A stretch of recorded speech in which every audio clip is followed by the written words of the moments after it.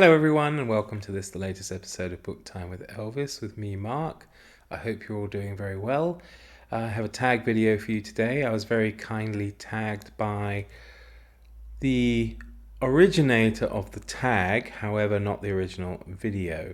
So this is the Why I Haven't Read These Books Yet tag, the weaponized original from Greg at Another Bibliophile Reads, and he took the idea for this tag from an original video made by Crystal at fiberartsy, and he took that video and turned it into weaponized it, as people are fond of saying these days, into an original tag.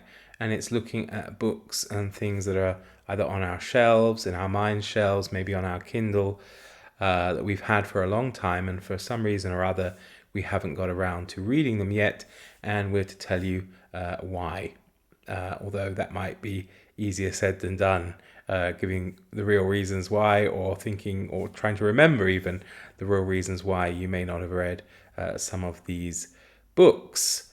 I was, as I say, very kindly tagged by Greg, so I thought I would just push this one out there. It's only got 6 prompts, 5 relating to the book, and the 6th being to tag people. Let's start off. So the first is to find a classic book you haven't read yet. So the classic book that I haven't read yet is, excuse me, I silly left it at the bottom of the pile of books that I brought out. It's a non-fiction actually I'm going for, but I think it is classified as a classic. It's a nice 1906 Macmillan and Company Globe edition of the Diary of Samuel Pepys. I've dipped into it from time to time. I've even read Claire Tomlane's book about Samuel Pepys and his diary, but I haven't read the diary in its entirety, and it's something I very much want to do, and who knows, I may even set myself the goal of doing that this summer. Why haven't I read it? I think the reason I haven't completed it is because it's probably very difficult to sit down and read a diary, especially an older one like this, from cover to cover without maybe getting distracted. And it always felt like something I could kind of dip in and out of. But I would very much like to get it finished. And as I say, it could well be a small project for the summer to get that done. I would imagine another edition of this book would be much thicker, because here everything is on two columns on each page, so and the print is quite small. I think if I read it, I of course won't read the 1906 edition. I mean, it's 100 and something years old. This is why I teach English, you see. I'm not a maths teacher, but I think it would be good fun. By all means, if you've read it in its entirety, let me know. Let me know in the comments below.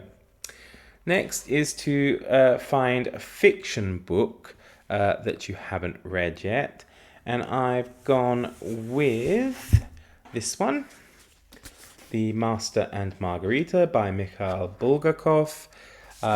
It's one of those books I've had in different forms throughout the years, and I just never got around to reading it. I think I may have been put off at some point when people started talking about a talking cat, and maybe some people said it was very difficult, and then other people said it's great, and then I don't know. I just never found the right time. However, I do have a plan to read this with a lovely subscriber and commenter on my channel, Sonia. We're going to read this together in August, I believe. So, yeah, I mean, I'm sure many of you out there have read it, and if you have, please let me know your thoughts. And you can do that with all of these. I won't say that after each one. Please, as always, let me know any of your thoughts about any of the books I mention in any video on this channel, because I'd love to know what you think of things, and also get recommendations from you, and also, if it comes down to telling me to avoid something as well, I would like to know that. But I think it would be good fun, and it's a lovely edition. And Sonia's great, so I really look forward to reading this with her. Next is a non-fiction book that I haven't read yet, and this is quite a big one. It might be part of the reason why I haven't read it, and it is the Kremlin Letters, Stalin's wartime correspondence with Churchill and Roosevelt.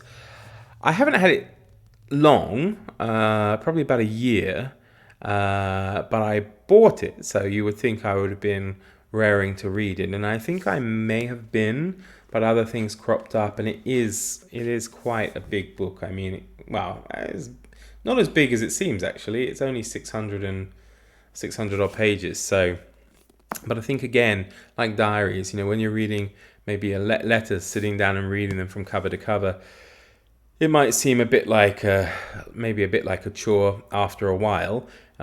So again, I may have thought it's something to dip in and out of, but I think it will be fascinating to read the correspondence between Stalin, Churchill, and Roosevelt. I mean, they don't necessarily look pretty too long, actually, so it will be, I think that'll be a fantastic and fascinating read for sure. Next is to choose a genre book, and I'm actually going for the same book choice as Greg, and it is, believe it or not, I have never read, actually like Greg in its entirety, I have never read The Lord of the Rings by J.R.R. Tolkien. I have read The Fellowship of the Ring, the first one. I read it when I was 13, 14 years old, and just never got around to reading the other two books. I can't for the life of me remember if I read The Hobbit. Maybe that sounds strange, but I know... You see, I can't remember if I had the full version or some kind of children's version, but it sticks in my mind that perhaps I haven't read the full version. I do remember listening again, I don't remember. Either I was listening to an audio book or a radio play of The Hobbit. Again, it probably wasn't unabridged, so I don't know, but I should go and read The Hobbit as well. I will read this probably sometime this year, maybe next year, with, I think, hopefully Sean D. Standfast, because he also hasn't read it. That came out in his Desert Island books program the other day. So I think it would be great to read. I did enjoy the films, and of course I do understand that the books are quite different, or at least I've heard that. And I generally want to know what the book's like, even if I've seen the film. The only thing that does for me often, of course, is despoils the imagery or imagination you have when trying to conjure up what characters look like. I'm going to see Boromir as Sean Bean, of course, and Gandalf as Sir Ian McKellen. So it doesn't really matter. I had the same issue years ago with was it Harry Potter, when I was forced to read them. All I could think of was the actors. But I think that would be great.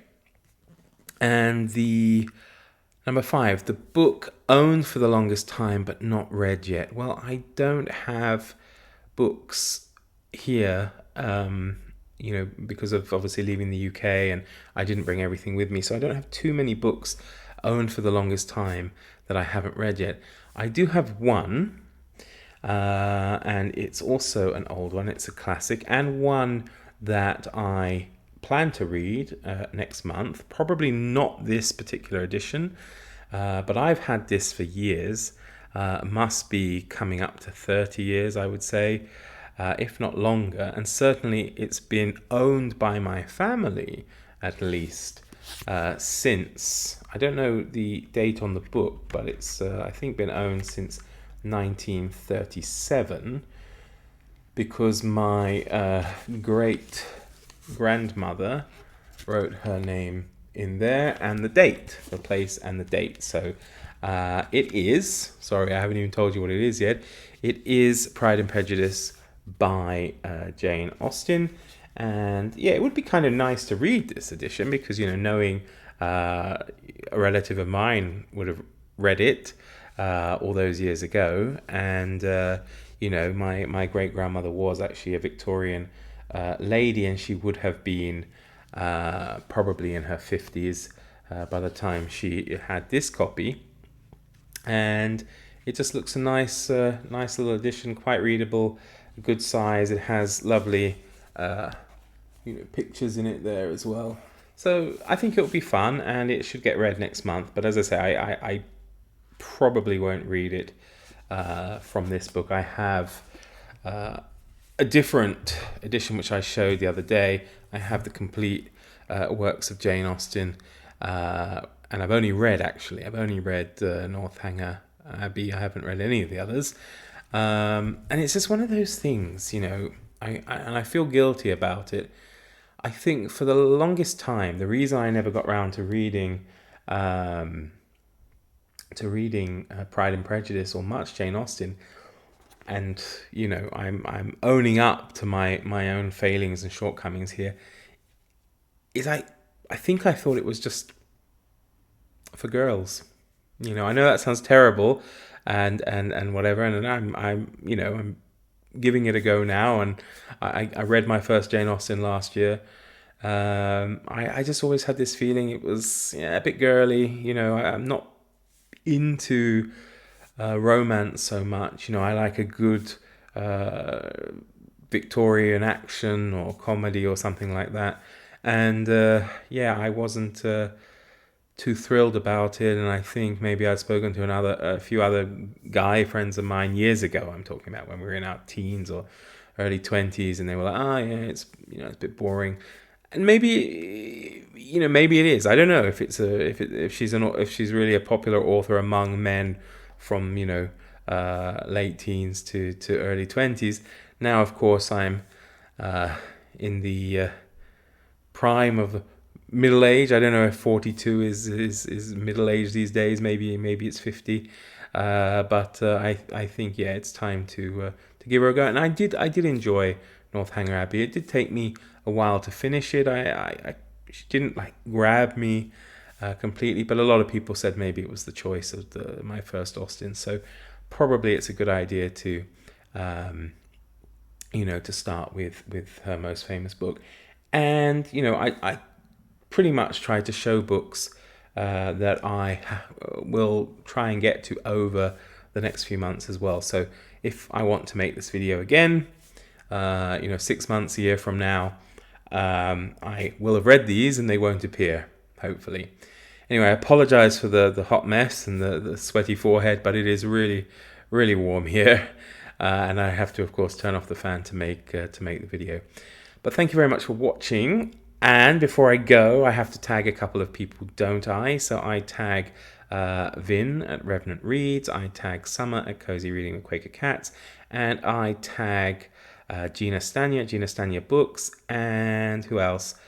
Sean D. Standfast, of course, at his channel, Sean D. Standfast, and Erin Facer. Those are the people I tag. So thank you very much for watching. Have a great day, and see you all again soon. Bye for now.